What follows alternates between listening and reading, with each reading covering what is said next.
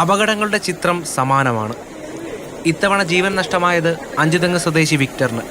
പുലർച്ചെ 1:30-ക്കാണ് വിക്ടർ സഞ്ചരിച്ച വള്ളം ശക്തമായ തിരയിൽപ്പെട്ട് മറിഞ്ഞത്. വള്ളത്തിലുണ്ടായിരുന്ന 3 പേർ നീന്തി രക്ഷപ്പെട്ടു.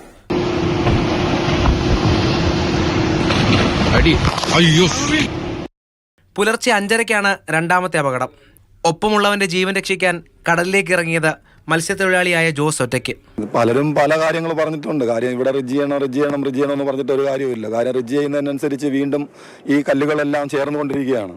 അതിനനുസരിച്ച് മണ്ണും കയറിക്കൊണ്ടിരിക്കുന്നു. മണ്ണ് എന്തായാലും പോകത്തില്ല. ഇത് വേണ്ട ശാശ്വത പരിഹാരം നല്ല രീതിക്ക് കണ്ടാൽ മാത്രമേ ഇതിനൊരു ഇതാവുള്ളൂ. ബ്രേക്ക് വാട്ടർ പദ്ധതി വന്നതിന് ശേഷം 72 പേർക്കാണ് മുതലപ്പുഴയിൽ ജീവൻ നഷ്ടമായത്. ഈ വർഷം മാത്രം 3 പേരും മരിച്ചു. ഭാഗ്യം തുണച്ചതുകൊണ്ട് മാത്രം ജീവിതത്തിലേക്ക് നീന്തി കയറിയവരുടെ കണക്ക് ഇതിലും വലുതാണ്. മുതലപ്പുഴയിൽ അപകടങ്ങളിൽ പ്രതിഷേധിച്ച് കേരള ലാറ്റിൻ കാത്തലിക് അസോസിയേഷന്റെ നേതൃത്വത്തിൽ സെക്രട്ടേറിയറ്റ് മുന്നിൽ പ്രതിഷേധിച്ചു.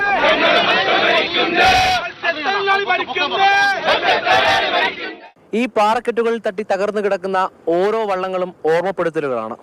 അപകടങ്ങൾ ആവർത്തിക്കുകയാണ്. പരിഹാരമെന്ന വാക്കിൽ ആശ്വാസം പോലും കാണാൻ കഴിയാതെ ഒരു കൂട്ടം ജനങ്ങൾ ഇവിടെ താമസിക്കുകയാണ്.